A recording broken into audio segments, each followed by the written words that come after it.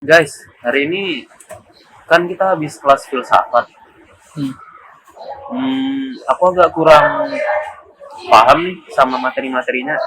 Mau nggak kita bahas? Boleh. Ya, dikit-dikit gitu materinya. Boleh, boleh. Nah, ayo, mulai kah? Oh, aku yang nyari pertanyaan aja.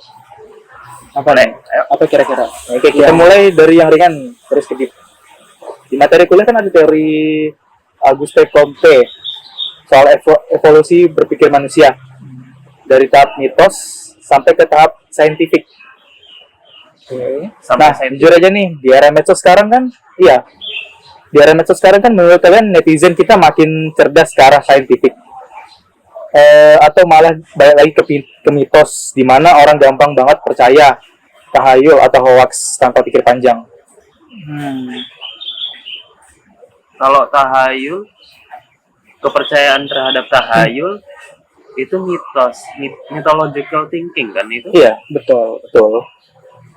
Tapi kalau kita berbicara soal netizen kita, itu tergantung pikiran mereka sendiri bagaimana menerima informasi tersebut. Betul. Soalnya kalau melihat orang-orang di media sosial, rata-rata terbagi jadi dua jika melihat suatu fenomena. Misalkan kayak ada api terbang ataupun mungkin sesuatu yang dianggap gaib tuh, ada yang percaya bahwa itu gaib, yang percaya kalau itu bisa aja kayak jin, setan, hantu atau lain sebagainya. Karena sering kita lihat di internet sendiri, misalkan api terbang deh, pasti nyangkanya kalau orang-orang yang nggak ngerti mungkin bilangnya itu dana pasti, pokoknya hantu yang terbang yang berupa api itu. Tapi emang kalian pernah ngeliat hantu terbang begitu kan? Enggak, tapi justru banyak juga beredar video setelahnya kalau bahwa itu bukan hantu tapi cuman flare atau kayak tembakan orang-orang gitu yang Flare? iseng. Ya, Nah, terus kalau hantu itu apakah itu termasuk mitos? hantu mitos. Emang kalian pernah nggak kayak ngelihat hantu gitu? Pengalaman kalian terhadap hantu? Enggak sih, kalau hantu ini yang dibilang kayak pocong gitu nggak tahu sih ya. Kamu pernah ketemu pocong? Enggak sih. Tapi secara pemikiran itu lebih masuknya ke mitologi thinking. Karena pemikiran orang zaman dulu belum bisa apa ya? Belum bisa dibuktikan. Belum bisa membuktikan itu benda apa sebenarnya. Bisa aja cuman kain doang nyangkut gitu kan di atas pohon. Atau mungkin itu sebenarnya orang-orang yang melihat hantu tuh justru orang-orang yang mungkin habis mengonsumsi ganja misalnya. Halusinasi. Bisa jadi. Tapi kan di Indonesia ini sudah berakar sangat dalam ya, yang mitos-mitos hantu gitu. Jadi apakah itu termasuk dengan budaya kita, makanya kita sering berpikir secara mitologikal?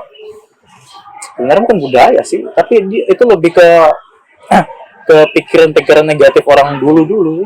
Enggak, apakah budaya kita berpengaruh gitu terhadap Kalau level kita berpikir? Kalau berpengaruh ada sih yang kayak berpengaruh gitu, kayak apa yang apa sih kayak budaya-budaya itu yang Bali kah? Bali? Ya. Yang mana? Atau mungkin contoh lainnya tuh, misalkan karena kita menganggapnya pohon deh, misalnya ini tempat keramat nih misalnya. Pohon beringin. Ya, jadi itu kayak diagungkan gitu, dikasih sesembahan dan lain sebagainya. Tapi sebenarnya jika dijelaskan secara saintifik, sebenarnya kayak bukan ada apa-apanya keramat sebenarnya enggak, cuman ya kayak sesembahan dan lain sebagainya tuh kayak apa ya? Jika dijelaskan secara saintifik bukan keramat tapi untuk menjaga aja gitu, menjaga pohonnya. Karena jika pohon yang misalkan pohon beringin nih satu gede itu hilang pasti berpengaruh kan, kayak entah mungkin hewan-hewan yang di sekitarnya, tanahnya dan lain sebagainya. Dan mengapa orang zaman dulu mungkin memberikan sesembahan, jika kita memecahkannya secara saintifik di zaman ini, itu justru menjadi kompos untuk pohon tersebut. Kayak misalkan dikasih ya makanan deh, pisang, lama-lama busuk, terus itu jadi kompos alami untuk pohon tersebut gitu. Tapi bukannya itu sesembahannya kan di luar pohonnya? Iya, tapi kan lama-kelamaan pasti kayak terdekomposisi gitu sama organisme-organisme di sekitarnya. Terus emang kalau makanannya itu memang sudah membusuk, bakalan ditanamin di dalam pohonnya? Biasanya gitu kan? Bukan sih, lebih tanahnya yang menyerap. Iya, tanahnya menyerap. Kayak kamu apa misalnya pisang nih, kan pisang tuh ada biji-biji kecil kan. Nah, itu kalau kamu taruh di tanah terus dibiarin sama beberapa hari, pasti kan kayak terkomposisi gitu kan. Iya. Nah, otomatis ya biji tersebut jatuh ke tanah ya tumbuh. Tapi kembali lagi ke pertanyaan awal soal gimana sih netizen kita menganggap sebenarnya netizen kita ini berpikirnya ke arah mythology thinking atau ke scientific atau mungkin filosofi atau theology thinking gitu. Ya seperti tadi terbagi menjadi dua, tergantung tingkat pemikiran mereka itu seperti apa. Jika mereka dibesarkan di tempat dengan orang-orang yang percaya bahwa ini tahayul, yang percaya bahwa ini percaya mitos dan lain sebagainya, ya itulah netizen kita. Tapi tentu kita tidak bisa memukul rata itu semua gitu. Tentu netizen kita juga banyak yang pintar sekarang, kayak dengan adanya kemajuan teknologi dan cara berpikir yang semakin maju, tentunya apa yang dulu dianggap mitos sekarang tuh terpecahkan gitu. Contohnya seperti tadi, kenapa orang ngasih sesembahan di bawah pohon misalnya, ya kalau dijelaskan secara sekarang ya seperti tadi, demi menjaga pohon itu untuk tetap subur dan lain sebagainya gitu. Semuanya tergantung zaman aja, tergantung pemikiran orang-orang.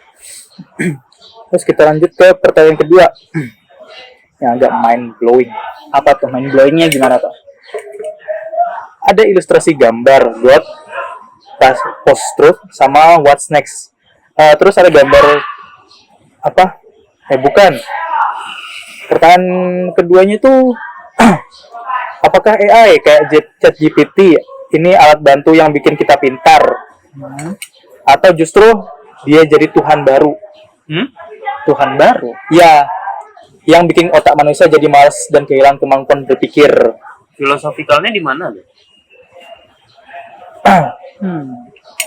Apakah masuk ke teologi tinggi? Kalau misalkan dianggap jadi Tuhan baru, rasanya enggak juga sih. Soalnya kita kan menggunakan AI itu juga sebagai alat bantu saja, bukan sebagai Tuhan. Untuk orang rata-rata ada orang yang kayak dulu tuh kayak apa Google dianggap sebagai Tuhan karena bisa menjawab gitu. Ada dulu. Ada orang pintar misalnya kayak dukun dan lain sebagainya gitu. Iya, dianggap menjadi orang yang hebat, disembah dan lain sebagainya. Kalau misalkan AI dianggap sebagai sesuatu yang ordinary atau kayak bukan ordinary ya, sesuatu yang di luar akal kemampuan manusia, enggak. Dan dianggap sebagai Tuhan tuh sedikit tidak masuk akal. Karena dia ciptaan manusia. Karena mereka menciptakan misalnya, karena mereka kan menciptakan ChatGPT kan, kenapa kita harus nyembah dia, kan kita yang buat dia. Nah, buat apa orang nyembah ChatGPT yang buatan manusia? Kalau itu ujung-ujungnya bisa aja tiba-tiba server down atau lain sebagainya gitu. Tahu-tahu kan dibilang Tuhannya, Tuhannya gagal nih. Apa itu? Padahal buatan sendiri ya, gimana? Kalau memang mereka anggap AI sebagai Tuhan, bukankah itu penurunan ya dari theological ke mythological? Bukan mitologikal, mitologi ke level berpikir apa itu sebenarnya jadinya? Jika dibilang ke mitologikal enggak, cuman mungkin lebih kesalahan berpikir saja sih.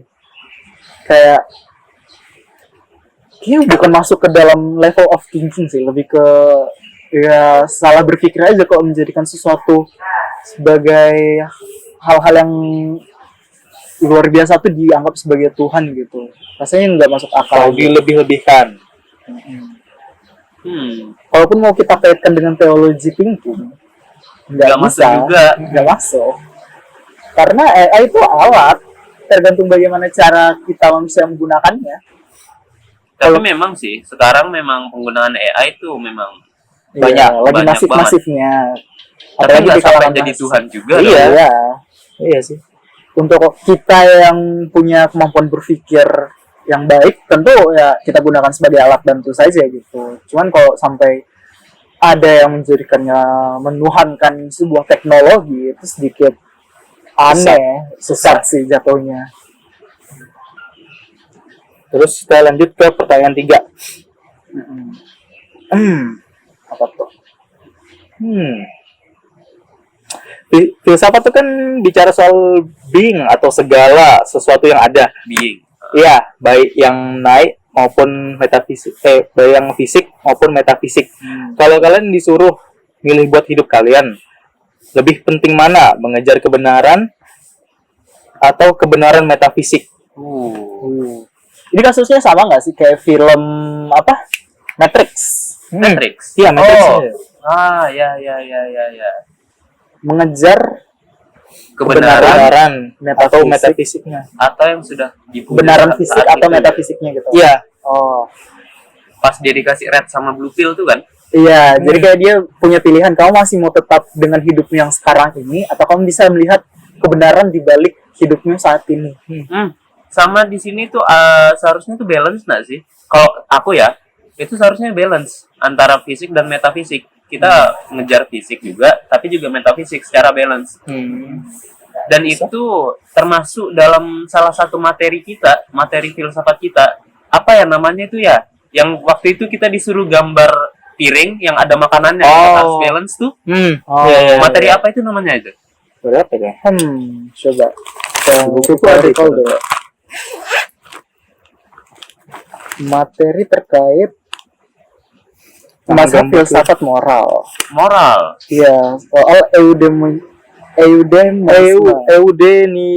eudemonisme terkait fokus ataupun keutamaan itu kebahagiaan.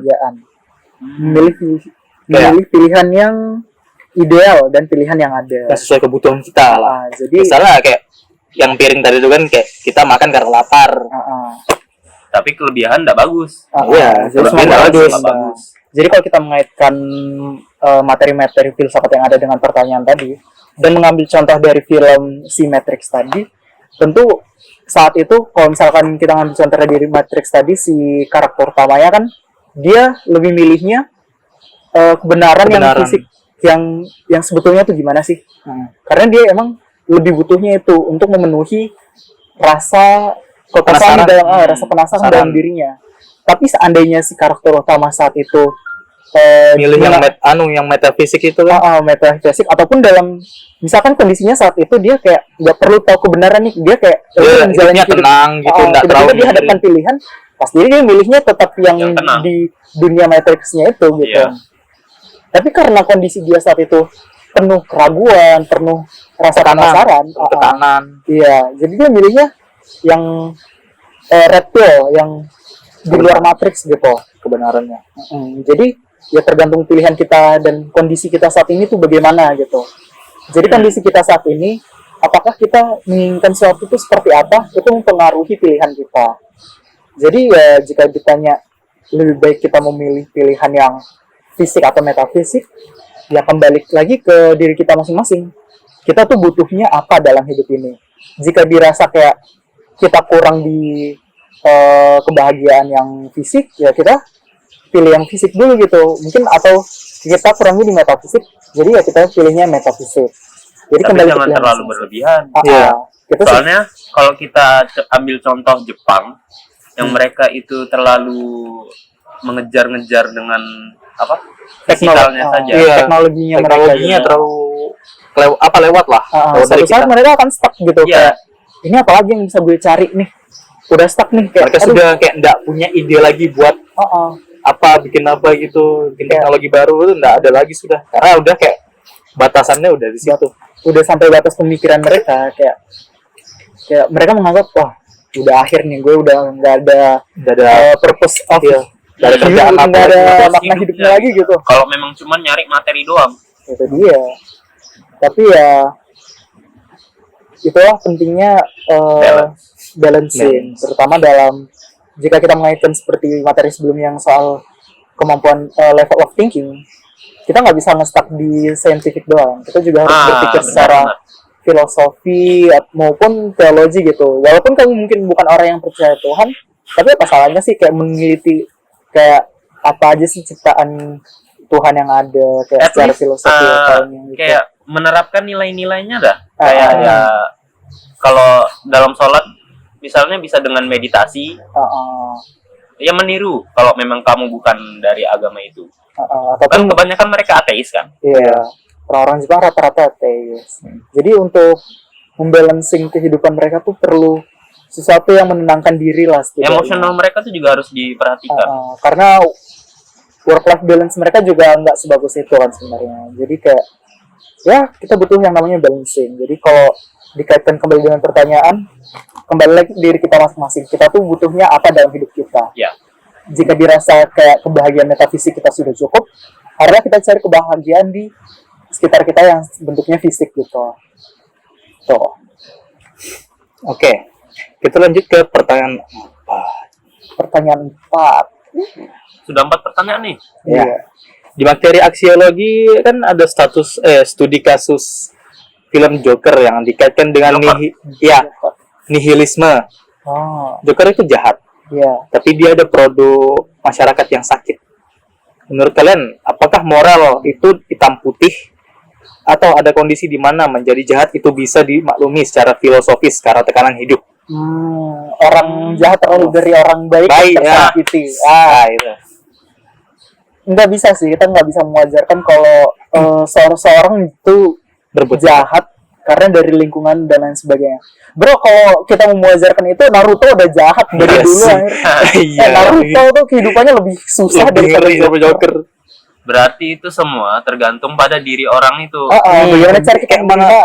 Menahan Sesuatu sama gitu. menerima gitu. Nah, udah Cara pasrah kamu gitu. merespon sesuatu itu tergantung dengan diri kamu sendiri. Hmm. Kalau kamu berbuat jahat, berarti ya memang kamu itu salah. Tidak ada pembenaran di balik itu. Itu juga bisa dikarenakan faktor dari lingkungan juga kan, kayak cara kita dibesarkan kayak mana. Itu Bisa bisa kayak, berpengaruh. kayak misalnya kamu punya orang tuamu tuh dari kecil selalu marahin kamu gitu. Nah, gedenya ya karena efek kan, kalau anak kecil itu kan selalu menerima apa yang dikasih dari orang tuanya itu kan, meskipun kamu udah dibilangin jangan kamu kayak gini, jangan kamu kayak gitu, ya tetap aja kita pasti sebagai anak kecil ya selalu ngikuti cara mereka membesarkan kita. Kayak dimarahin lah, diapain lah gitu. Nilai lingkungan kita tuh gimana sih? Iya. Ya, tetapi itu tidak menutup kemungkinan bahwa kalau kamu berbuat jahat itu benar. Iya. Berbuat jahat itu tetap salah. Salah. Apalagi kalau sudah melanggar hukum gitu. Beda cerita sudah. Tapi jika kayak misalkan emang kondisi yang memaksa dia untuk jadi jahat, misalkan kayak orang miskin nyuri susu deh misalkan di minimarket tuh. Kalau terpaksa memang sih Itu bisa. kalau itu Seseorang bisa terpaksa. Iya, bisa terpaksa karena faktor dari ekonominya sendiri. Apakah benar? Faktor ekonomi, Tidak. faktor ya mencurinya Iya, nggak benar, memang tidak benar, tapi dia ini bertahan hidup, bertahan hidup. anaknya gitu ya, nyuri susu. Untuk orang-orang mungkin kita pasti akan merasa kasihan kayak kondisi ekonominya. Simpatik lah. Kalau dia misalkan baru pertama kali melakukan itu mungkin masih bisa sedikit Masih wajar lah. bukan diwajarkan, kayak dimaafkan lebih tepat. Iya, Kayak- lebih dimaafkan. kayak emang kondisi tekanan ekonominya memaksa dia untuk melakukan itu. Walaupun secara hukum tidak benar, tapi sebenarnya kan ada tuh yang namanya restoratif justice. Jadi kita mengembalikan nama baiknya dia melalui keadilan hukum gitu. Tapi jika kita berbicara soal secara filsafat, kondisi ekonomi dan juga kondisi lingkungan yang memaksa dia tuh gimana ya? Emang patut dikasihani, tapi untuk dia sampai mencuri tuh Berarti memang ada yang salah dalam perekonomiannya. tapi Perekonomian negara. perekonomian negara, betul. Tapi ya bisa, mungkin ini akan sedikit terdengar jahat, tapi ya kembali lagi ke orangnya. Apakah mencuri satu-satunya opsi? Enggak juga. Kamu bisa kerja buat dapetin duit, terus Betul. bisa beli apa yang kamu mau. Kamu bisa kerja, kamu bisa mungkin ya jualan atau lain sebagainya. Tapi ya kalau disangkutkan ke negara kita, ya kita nyari kerjaan juga susah. Betul. Tapi ya kembali lagi kita harus berusaha sih. Berarti itu memang balik lagi ke orangnya. Betul. Cara dia merespon gimana. Jadi untuk menjawab moral tuh bukan hitam putih sih. Lebih ke bagaimana sudut pandang yang kita gunakan dalam memandang suatu kejadian tersebut gitu Dia kayak. tuh moral Bagaimana tuh menerimanya gitu. warna-warni gitu. Setiap orang pasti punya perspektif berbeda. Iya. Bukan cuma hitam putih. Jadi. Moral orang yang dibesarkan di lingkungan yang emang jahat pasti menganggap semua sesuatu hal yang jahat tuh normal gitu. Dan jika seseorang yang dibesarkan di lingkungan yang baik dan benar melihat sesuatu yang tidak benar, pasti yang menganggapnya tidak benar. Jadi tergantung nilai dalam diri dia dibesarkan tuh bagaimana, lingkungan sekitar dia tuh gimana selama dia dibesarkan. Oke. Next. Jadi begitu. Oke, kita lanjut ke pertanyaan 5. Ini sering banget ketukar. Apa tuh? Apa sih bedanya orang yang punya etiket sama orang yang punya etika? Etiket. Bisa nggak sih orang kelihatan sopan banget depan umum, tapi sebenarnya dia jahat? Bermuka dua. Ada contoh kasus yang relate sama mahasiswa nggak? Bermuka dua berarti ya. Iya, kedua ya. Akurat. Bedanya etiket dan etika, terutama dalam Kampus. kampus. Kayak nggak sih yang apa? Kalau orang bermuka dua dalam kampus, banyak orang bermuka dua dalam kampus ini. Kalau mengambil contoh itu ya misalnya kamu diajak dalam berkelompok gitu, saat kamu tidak punya kelompok, dia ajak kamu tuh baik-baik nih, tapi sebenarnya dia ngomongin kamu di belakang kamu, itu bermuka dua tuh. Contoh lainnya apa ya? Sebenarnya kalau etiket tuh lebih ke apa ya? Bergantung pada budaya atau kelompok tertentu. Sedangkan kalau etika tuh bersifat apa ya? Universal ataupun umum. Misalkan kayak ada orang tua kita harus sopan gitu. kalau etika di Indonesia sendiri seperti itu. Contohnya kalau ada orang tua ya kita hormat, kayak mungkin kita sapa, kita salim. Tapi kalau etiket tuh relatif bergantung pada misalkan kembali ke budaya setempat, dan misalkan ada juga budaya-budaya yang mungkin nggak menganjurkan hal tersebut gitu. Tapi mungkin karena kita udah merasuk menjadi etika dalam diri kita, kalau misalkan nyapa orang tuh ya harus salim dan lain sebagainya, ya itu etika kita gitu di Indonesia. Tapi kalau misalkan ke luar deh, negara lain deh, misalkan nggak semua negara kayak menerapkan kita harus hormat gitu, kayak kita harus nyapa orang yang setiap kita temui, kita kayak Bahkan senyum dalam beberapa negara kamu senyum ke mereka padahal kamu nggak kenal tuh dianggap aneh, dianggap aneh. Dianggap kayak pelecehan gitu, rata-rata ada gitu, paling gitu. weird deh, kayak aneh banget nih orang. Padahal kita niatnya kan cuma baik gitu kan, cuma mau nyapa, tapi dianggapnya kayak udahlah. Nilai etikanya berbeda. Iya, berbeda banget itu. Berkebalikan lah. Tapi kalau kita kembali ke pertanyaan awal soal di kampus ya, Di kampus sebagai mahasiswa. Tentu kalau secara etika kita sebagai mahasiswa ya menghormati orang lain, dosen, staf kampus dan lain sebagainya. Baik itu, apalagi yang kalau misalkan dosen yang kita kenal ya kita sapa, kita tanya kabarnya gimana. Pastinya dengan sopan. Ya, betul. Tapi kalau misalkan etiket kita ya misalkan saat kita bergaul, tentu saat kita tergantung situasi dan kondisi tempat kita sekitar. Kayak kalau kita aja pasti kayak ya non formal, santai aja, kayak legowo lah bahasanya gitu, kayak ngubah sesuatu. Cuman kalau bareng Orang yang lebih tua misalkan dosen misalnya di kelas, tentu kita nggak bisa bersifat seperti itu. Harus sopan. berbeda. Iya. Pasti berbeda. Karena pandangan mereka kalau kita tidak sopan, mereka nganggap kita kayak apaan ya, nggak tahu sopan santun sama orang tua. Dan itu sudah menjadi budaya. Ada itu lagi sudah sering dijadikan kasus tuh kalau misalkan dianggap terlalu formal, tidak sopan jadinya. Jadi Ada. Bagaimana itu? Jadi misalkan tentu beda ya cara kita nyapa satu sama lain sama nyapa dosen. Kadang ada orang yang keceplosan kayak nyapa dosen tuh seakan-akan teman dekatnya dia gitu. Kayak cok kan ini sebenarnya bukan kata yang sopan ya untuk digunakan ke orang yang lebih tua. Tapi untuk kita yang circle kita misalnya seumuran gitu, menjadi suatu hal yang wajar gitu.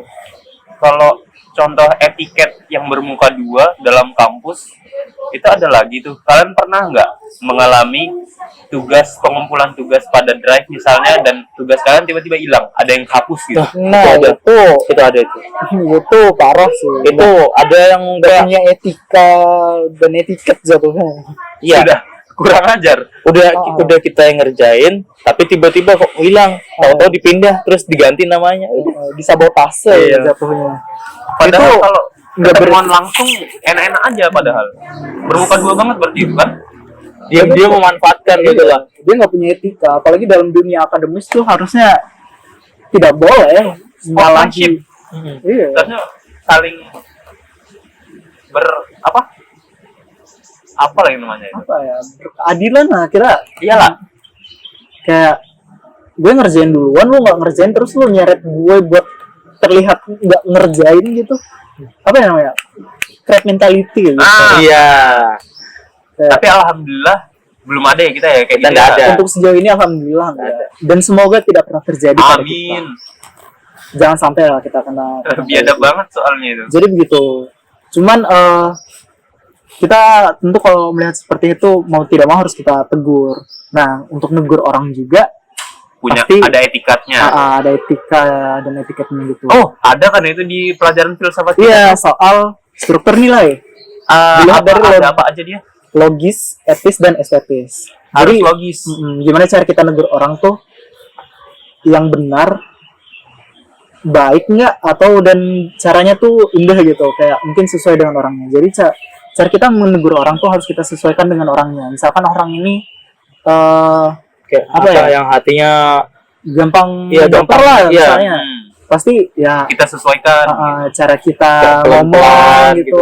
Tapi kita lihat dulu juga secara logis apakah yang dia perbuat ini memang salah atau ya nggak terlalu misalkan seperti tadi deh yang crab mentality yang hapus tugas temennya, gitu. Itu memang salah sih. itu salah. Tapi Salah. harus kita ingatin tuh agar dia nggak melakukan hal itu lagi ke depannya misalnya. Kita tahu yang kita lakukan ini benar gitu, kayak kita lakukan untuk menegur dia ini benar karena tindakan dia tuh salah, dan cara kita negur dia tuh harus baik. Misalkan conversation dua arah gitu di tempat tertutup. Jangan juga Biar kita secara public, terbuka. Iya, kalau terbuka kan takutnya orang dengar terus Benar. Dan itu justru dijadikan bahan bicaraan Iya. gitu. jadi lebih toksik gitu. Iya. justru mempermalukan dia, dan kita bisa aja terlihat sebagai orang yang jahat karena mempermalukan dia gitu. Dan Sama dia juga malah bisa jadi lebih jahat kayak kita.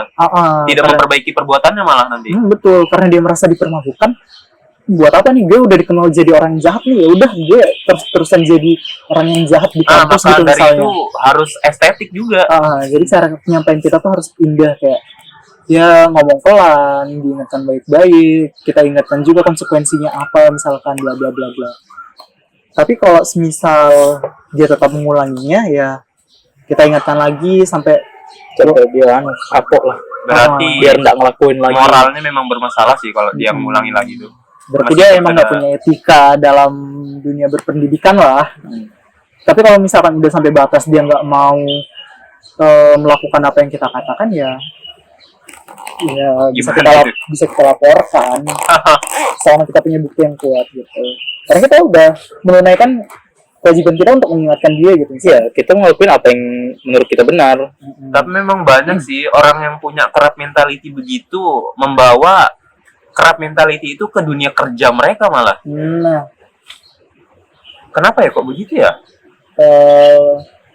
lebih ke persaingan lingkungannya aja sih, kayak Persaingan. iya.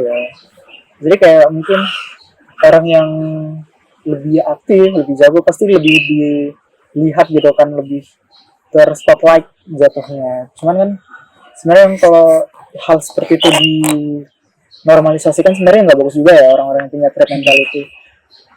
Jadi Emang gak bagus sih. jadi ya mau nggak mau kita juga harus ikut bersaing tanpa menjatuhkan orang lain gitu. Nah,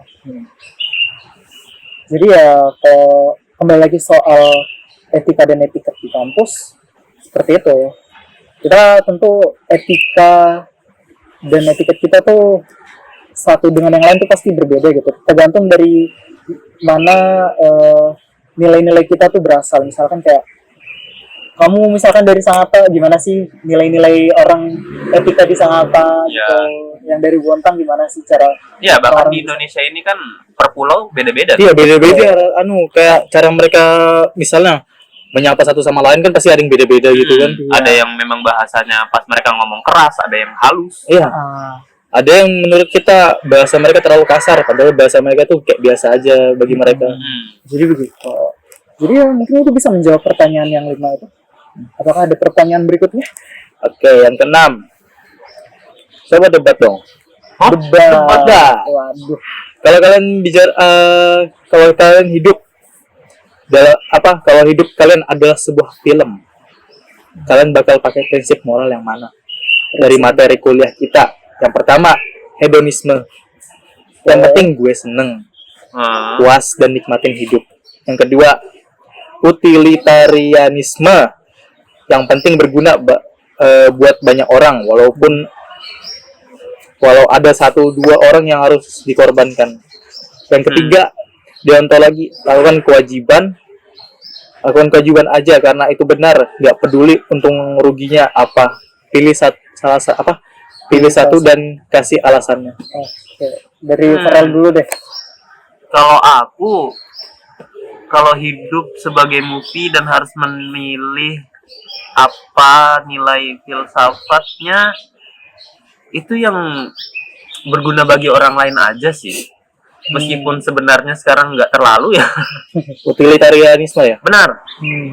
Karena kalau hedon, aku kurang srek nih, kurang resonate dengan diriku. Kurang menerima. Ya, aku paling cocoknya dengan utilitarianisme.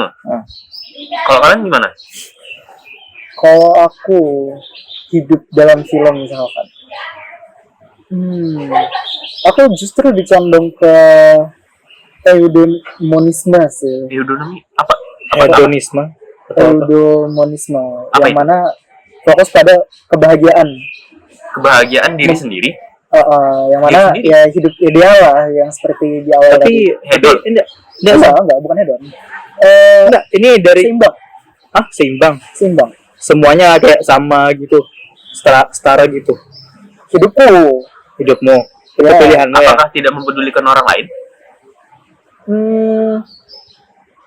Tentu memperhatikan hidup orang lain. Cuman untuk misalkan aku ya sebagai karakter utama dalam film, itu prinsip hidupku. Kayak semuanya ideal aja gitu, kayak ya hidup kayak ngebayangin hidup jadi petani di ladang gitu, kayak nggak ribet-ribet banget, kayak ya hidup damai, tenang, nggak stres-stres sama. Iya sih, siapa sih yang nggak mau hidup damai itu? Iya. Lu bayangin punya bukan sawah deh, peternakan di Swiss misalnya, itu enak banget. Itu udah kayak mimpi paling tinggi soal itu. Kalau begitu sih memang ada nilai utilitarianismenya juga dong. Dengan kamu punya pertanian itu berguna dengan orang lain juga dong. Betul, tapi kan kalau misalkan fokus ke diri sendiri itu jatuhnya yang itu tadi, eudemonisme. Tapi ya secara tidak langsung mempengaruhi orang lain juga kan. Tapi jika aku lah misalkan sebagai karakter utamanya, aku milih itu untuk jalan cerita hidupku di dalam film tersebut kan. Yang penting kamu happy. Lah, bukannya itu hedon. Mungkin ada sedikit hedonismenya. Cuman kan kalau hedonisme yang betul-betul hedonisme kan dia kayak Dia lebih ke mementingkan diri sendiri, kayak egois gitu nah. egois dan ya dia egosentris. Jadi apa yang membedakan hedonisme ini dengan yang apa? Eudonisme. Ya itu tadi, dia kebahagiaan tapi dia seimbang, kayak nggak yang kalau hedon kan ya dia bisa aja ngabisin duit banyak cuma buat beli barang, ngabisin ini itu, dan pokoknya egosentris lah, dia kayak mementingkan dirinya sendiri. Kalau eudemonisme, ya dia juga memilih pilihan yang ideal untuk diri dan hidupnya dia sendiri, cuma dia nggak berlebihan gitu, kayak ya nggak apa ya, misalkan nggak konsumerisme kayak beli barang mulu gitu, kayak ya hidup ideal aja, kayak gue bahagia tapi nggak harus sampai berlebihan lah gitu. Kalau Pasha, kamu apa? Hedonisme sih kalau aku. Siap. Karena aku kan kayak orang-orang tipenya tuh kan selalu kayak, wah aku pengen puasin diri nih. Karena aku dari dulu tuh nggak pernah puas, karena kayak selalu dikekang terus. Ya karena aku juga butuh yang namanya buat muasin diri. Soalnya aku selama hidup kan nggak ada tuh yang namanya muasin diri sama sekali. Kayak merasa terkekang, nggak ada Kamu kayak ayahku kayak begitu juga. Pada saat dia kecil dia agak terkekang juga. Pas dia sudah punya income dia hedon. Karena ada sesuatu yang belum terpuaskan di masa lalu kan. Jadi kita balasnya tuh di masa depan.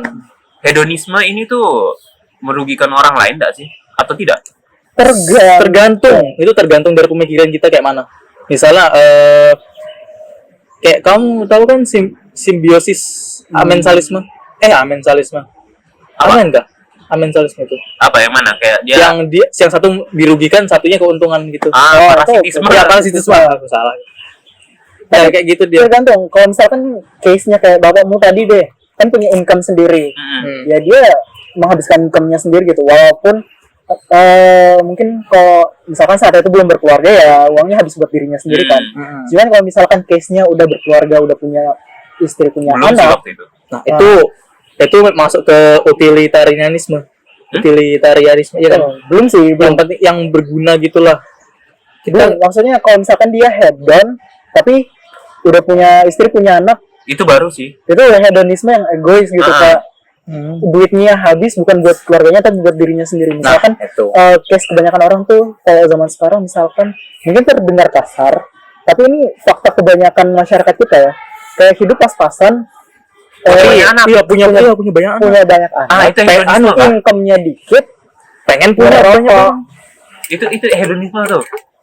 Dia kayak ngerasa pengen kaya gitu. Nah, apa looks-nya tuh dia tuh kayak terlihat kaya padahal sebenarnya ya Sampai 180 derajat beda. kebanyakan orang tuh ngutang. Iya. Ada yang juga yang pinjaman online itu Pinjol. Kayak demi memenuhi bukan kebutuhan, kayak gaya hidupnya yang tinggi. gaya hidupnya yang tinggi. Mereka tuh pengen kelihatan glamor. ya sampai kayak udah ambil pinjol ini pinjol itu, Itu utang hedonisme ini utang egois itu, ya itu ya. itu egois tuh. Sudah punya misalkan punya istri, punya anak banyak, income-nya nggak Dikit. memadai tapi gaya hidupnya Tinggi. berlebihan gitu misalkan. Terus kalau kamu kalau misalnya sikap hedonismemu ini merugikan orang lain, apakah kamu tetap hedon atau gimana? Tetap merugikan ya. Heeh. Kalau aku sih tetap lanjut aja sih kalau aku. Soalnya Oh, egois dong. gimana ya? Tapi ini kan tergantung kitanya aja sih. Ya sih. Balik Bagaimana lagi. kayak lingkungannya gitu. Betul sih. Iya. Tergantung cara berpikir kita. Meskipun kamu merugikan orang lain. Iya, cara berpikir kita kayak mana itu. Ya balik lagi ke soal materi nilai tadi, kayak di mana kita dibesarkan, bagaimana cara kita dibesarkan tuh mempengaruhi pilihan kita gitu. Pilihan kita. Tergantung dari kalian gitu. Tasya yang merasa nggak ada kebebasan, dikekang, jika dia memiliki suatu kebebasan, dia pasti akan memilih hedonisme tersebut. Apa yang hidup mungkin cukup aja, pas-pas aja ya, udah ideal aja, kayak with the flow aja gitu, nggak Ikuti usah arus. nggak yang hedon banget, tapi nggak yang baik banget kayak nolong orang gitu. Jadi ya aku hidup untuk diriku sendiri aja gitu. Gimana pas pada saat di dalam movie kamu ini, kamu sudah punya keluarga? Apakah kamu akan tetap hedon? Ya, sebenarnya sih kalau udah ada keluarga ya, enggak, karena aku Akan berubah? ya berubah. Soalnya lebih mementingkan keluarga kan daripada diri sendiri. Iya. Soalnya kita lebih kayak misalnya kalau kamu punya pasangan, nah kamu pasti kayak enggak peduli sama dirimu sendiri kan. Kamu lebih mementingkan dia buat kebahagiaan dia sendiri. Apalagi Soalnya kalau punya anak. ya, kalau kamu lihat dia bahagia, kita juga bahagia kan. Nah, berarti masih bagus nih moral kita nih. Mantap. Ya tergantung situasi dan kondisi aja. Iya. Kalau misalkan Tasya hedon kan mungkin pas masih single iya. dia gitu. Cuman kalau udah punya keluarga kan berubah. Jadi begitu. Ya semoga menjawab. Apakah ada pertanyaan berikutnya? Pertanyaan ke-7. Manusia itu dapat ilmu bisa dari 4 sumber. Indra, akal, intuisi, dan wahyu. Di zaman post-truth ini, alat mana yang paling sering kalian pakai buat mutusin sesuatu? Itu hoax atau fakta? Sering ketipu nggak sama indra sendiri? Ketipu nggak sama indra sendiri? Biasanya kan ada yang pernah ketipu gitu kan? Karena kayak dihipnotis gitu. Hipnotis? Kamu pernah terhipnotis? Enggak. Tapi ada temanku yang jadi korban dihipnotis, dia sampai ngirim transfer 500.000 ke orang itu. Iya. Hipnotis gimana? Dia ditelepon gitu kan, kayak pura-pura ada keluarga yang kecelakaan gitu ya, tahu kan? Itu dihipnotis? Iya, dihipnotis. Jadi kayak kamu kok denger tiba-tiba ini ya temanmu ada yang kecelakaan, pasti kamu langsung kayak panik gitu kan, nggak mikirin sampai yang lain. Nah itu kamu dihipnotis deh itu. Berarti itu apakah? Berarti bukan indera dong? Apa itu? Akal. Akal ya? Akalnya tidak Akalmu jernih langsung kan? bilang gitu. Iya, akalnya waktu itu tidak jernih dia. Iya. Tertipu. Soalnya dia panik. Akalnya dalam nggak langsung kondisi- jernih dia. dalam kondisi panik kayak apa yang kita lakukan tuh kayak apa ya, apa yang kita lihat dan dengar tuh kayak sedikit terkaburkan gitu, apalagi dengan kemajuan teknologi sekarang yang ada AI Iya. betul-betul bisa Itu bisa kayak ngelabui sesuatu apa semuanya gitulah. Sekarang AI itu, apalagi apa itu namanya ya? Sora AI. Nah itu Video-videonya iya, tuh mulai video-videonya realistik mulai banget. realistik banget tuh. mulai dari muka orang ya, suaranya bisa aja itu jadi- dipakai buat penipuan. Jadi seperti kalian tadi tuh gimana bisa. tuh cara membedakannya? Apakah asli atau AI itu? Sebenarnya dari pengetahuan kita terus bagaimana mata kita melihat, kan itu kan AI pasti ada yang kayak ada yang kesalahan gitu kan, misalnya AI itu pasti ada yang jarinya tuh kelebihan satu. Tapi Sora AI dia udah realistik banget cuy. Ya meskipun gitu pasti ada sedikit aja. Kalau matamu jeli ya pasti ketahuan itu kalau itu AI. Dan di zaman kemajuan teknologi seperti sekarang tuh ada baiknya kita tuh bersifat preventif. Jadi kita harus berjaga-jaga. Misalkan kalau dalam suatu saat, misalkan kita ada dalam satu circle misalnya kayak kalian kalau misalkan suatu saat ku telepon tiba-tiba minta duit dan lain sebagainya, pastiin Alasannya apa dulu tuh kayak Iya. entah kalian telepon lagi aku atau mungkin telepon orang yang ku kenal lainnya, kayak mungkin ya pastikan lagi gitu, atau mungkin kita dalam satu circle bikin apa gitu, bukan bahasa, kayak kode rahasia yang kita tahu sendiri gitu. Kayak Berarti kalau untuk membedakan hoax atau tidaknya dalam sosial media itu leaning beratnya ke indera apa ya? Ke indera kah atau apa? kalau sosial media ya pasti indera yang berpengaruh besar tuh penglihatan dan juga pendengaran gitu. Apa yang kita lihat dan dengar, kalau misalkan tapi kita itu baca. juga harus kita Disaring. saring lagi menggunakan akal pikiran kita gitu. Terus apakah bisa kita membedakan sesuatu benar atau tidak itu berdasarkan feeling? Kalau berdasarkan feeling, Kayak gut, Tergantung dari your gut dari tells hatimu you kah? wrong gitu. Dari hatimu gitu. Iya. Kayak perasaanmu ini sudah nggak enak, berarti ini kayak nggak buruk gitu. Kan ada tuh banyak orang begitu. Tapi kalau kamu ngikuti suara hatimu ya itu tergantung kamunya aja kan. kamu Itu ikutin atau enggak? ngikutin pikiranmu sendiri bagaimana ini benar apa enggak. Misalnya wah ini orang buang sampah sembarangan di jalan, kamu menurutmu benar apa enggak? Salah dong. Nah iya begitu, pasti ada yang anggap itu normal, kayak orang yang buang itu pasti anggapnya normal. Nah sementara kamu yang melihatnya itu pasti nganggap itu salah. Jadi begitu sih. Jadi kalian kalau membedakan asli atau hoax tuh beratnya kemana? Lebih ke akal sih kalau aku. Akal dan indera. Kalau misalkan Soalnya kalau kita melihat berita itu ditanyain hoax apa enggak, ya kita harus cari-cari dulu kan, cari-cari di mana sumber-sumbernya. pastikan lagi, kan? Ya, pastikan lagi di mana. ini sumber kredibel apa Double enggak check nih? gitu. Ya, double check. Kadang kan kalau sekarang kan kayak bikin informasi sembarang aja tuh gampang Gampang banget banget ya. Kayak kamu pakai gambar ini kasih informasi palsu lah. Kayak yang apa sih namanya? Yang gambarnya bagus gitu dan kontennya bagus, tapi informasinya gak benar. Ya kita harus pastikan lagi ini betul nggak nih. Tapi di kayak kamu tadi betul, kayak ada soal feeling kita tuh juga sedikit berperan dalam itu. Ini berdasarkan feeling kita nih bener nggak nih informasinya? Iya, Kok soalnya kayak kan banyak aneh orang ya? kan kayak berdasarkan feelingnya tuh ternyata benar-benar buruk gitu. Suara hati. Tapi ya kembali lagi, kita gunakan akal sama indera kita untuk memastikan. Jadi suara hati tuh nggak cukup suara hati itu aja ya, harus kayak Harus ada- menggunakan akal juga. Soalnya kita nggak mungkin kan menerima secara langsung tanpa pikir logika. Iya, bener sih. Jadi begitu. Oke. Semoga menjawab. Oke, pertanyaan ke-8. 8 sudah. Terakhir nih. Kita sudah berapa menit di sini ya? Silakan. Wih, sudah 44 menit nih. kita jadikan ini pertanyaan terakhir. Ya, terakhir ya.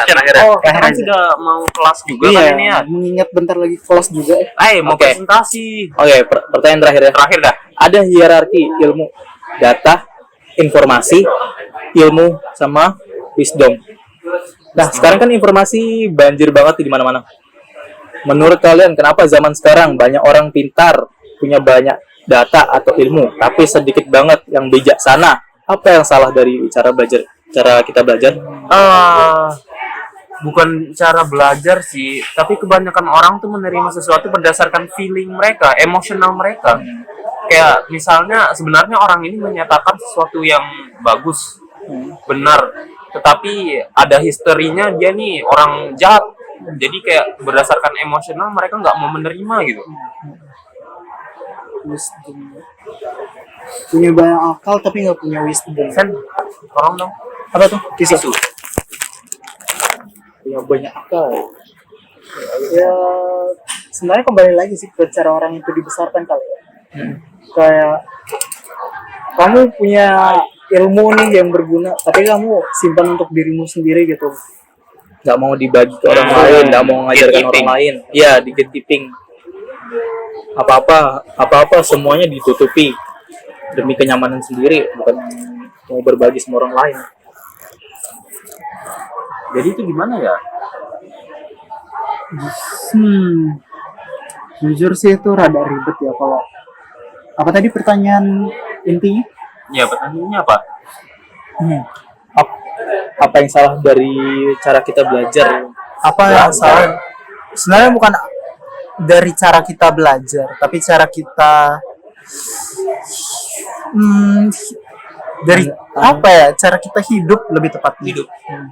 Kayak kamu hidup How we grow up gitu kan? bisa juga kayak kamu hidup untuk apa? Untuk dirimu sendiri atau untuk itu Orang balik lagi ke yang materi yang tadi tuh sih kayak hedonisme, utilitarisme atau hedonisme gitu. Kayak, kamu ilmumu ini kamu gunakan untuk apa? Gitu. Untuk kemajuan masa depan. Ada yang buat diri sendiri, buat menguntungkan diri sendiri, tapi merugikan orang lain juga. Sama kayak yang materi tadi tuh. Berarti apakah memang untuk menjawab bukan karena cara kita belajar sih.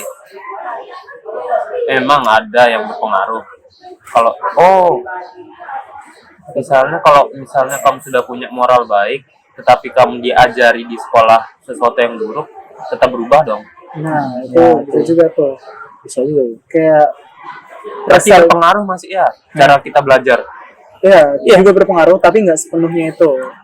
Sebagian lah. Sebagian. Soalnya kembali ke misalkan lingkungan sekolah ataupun lingkungan kampus lah.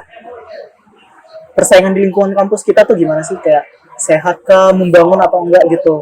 Kalau misalkan kita bersaing cuman demi nilai misalnya, demi IPK doang, ya kita pasti melakukan segala cara kayak ilmu tuh kita simpan sendiri. Kayak siapa yang dari film Three Idiot? Iya betul. Nah, Silencer. Siapa ya namanya ya? Ya, panggilannya namanya. Silencer, cuma nama aslinya aku kurang lupa. Pokoknya dia tuh menjatuhkan, yaitu balik lagi crab mentality, dia menjatuhkan mahasiswa yang lain biar Demi demi nilainya itu, nilai diri dia sendiri tuh tinggi daripada yang lain. beda sama si Rancho.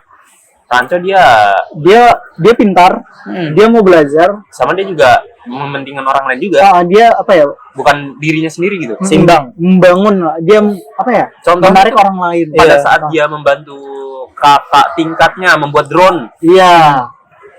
tapi akhirnya ya Iya. agak miris sih. Iya, jujur ada kasihan di bagian situ. Tapi kalau kita melihat misalkan teman-temannya kayak Raju sama Farhan, kayak ujung-ujungnya kan mereka berdua dapat pekerjaan yang layak. Si Farhan berani untuk mengatakan yang sebenarnya tentang apa sih yang dia mau ke orang tuanya gitu. Jadi dia si Rancho ini memanfaatkan knowledge-nya dia dan juga wisdom-nya dia tuh untuk membantu teman-temannya gitu. Iya. Buktinya Itu dia idealnya seorang mahasiswa. jadi begitu. Jadi kembali lagi nilai diri kita tuh gimana sih? Jadi untuk menjawab pertanyaan itu bukan cuman cara kita belajar aja, ada faktor lain. Dari gimana cara kita dibesarkan, nilai kita selama dibesarkan tuh gimana sih? Apakah kita harus membantu orang atau selama hidup kita yang penting untuk diri kita sendiri atau gimana gitu? Dan apa tujuan kita yang mau kita kejar? Jadi nggak melulu, walaupun cara belajar kita mungkin misalkan dari film 3 Idiot mereka diajarkan untuk bersaing kan sama Iya, si sama- profesornya itu Siapa sih namanya itu? virus Virus, kan, ya, virus. Profesor Virus.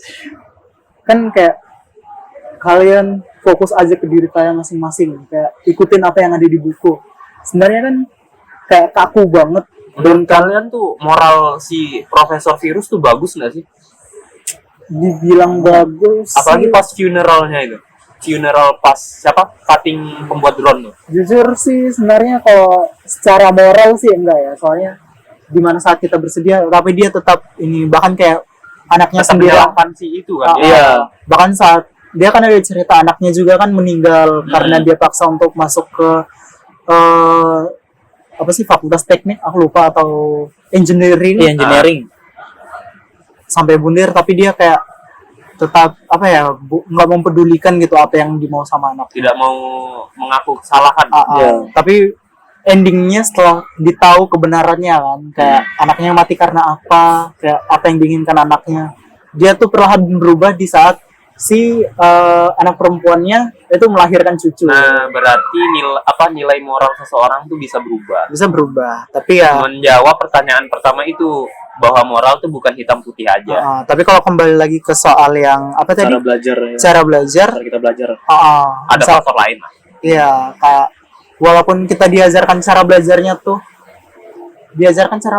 itu kita harus bersaing secara ketat, tapi jika nilai diri kita nggak sesuai sama nilai itu ya nggak harus melulu kita ikutin. Kayak misalkan si Ranco dia menentang persaingan yang tidak sehat seperti itu, dia menentang apa sih senioritas di kampusnya dan lain sebagainya. Jadi gitu sih kalau menurutku.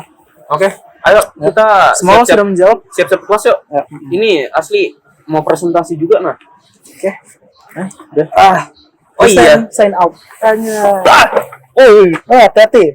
BTW aku ada biskuit nih. Kalian mau nggak? Nanti aja. Ayo, sekalian dulu. Beres-beres.